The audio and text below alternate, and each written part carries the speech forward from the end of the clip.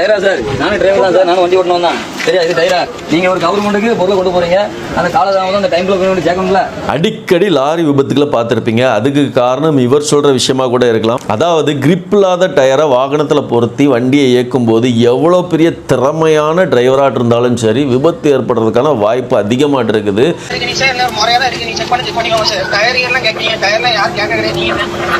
அப்ப டயர் எப்படி இருந்தாலும் தப்பு இல்லையா சார்? அதை யார் கேட்குறா அப்படிங்கிறத பார்க்கக்கூடாது. இந்த மாதிரி இருக்கிற டயரை வந்து வண்டி ஓட்டுறதுக்கு அனுமதிக்க கூடாது. அப்ப டயர் இப்படி போட்டு அன் டைம்ல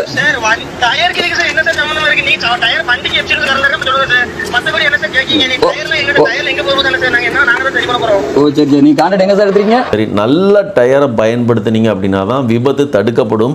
இந்த மாதிரியான மோசமான டயரை பயன்படுத்தும் போது அதிகமான விபத்துக்கள் ஏற்படுறதுக்கான வாய்ப்பு இருக்குது. இந்த விஷயம் வந்து கண்டிப்பாக கண்டிக்கத்தக்கது. நல்ல டயர் இருக்கிற வாகனத்தை மட்டுமே அனுமதிங்க. நிறைய செக் போஸ்ட் இருக்குது, அங்கெல்லாம் நிறுத்தும் போது கண்டிப்பாக இந்த மாதிரியான டயர்களை வந்து செக் பண்ணி அனுப்புனீங்க அப்படின்னா நிறைய லாரி விபத்துக்கள் தடுக்கப்படலாம் அப்படின்னு நான் நினைக்கிறேன். உங்களோட கருத்து என்ன அப்படிங்கிறத கமெண்ட்ல சொல்லுங்கள்.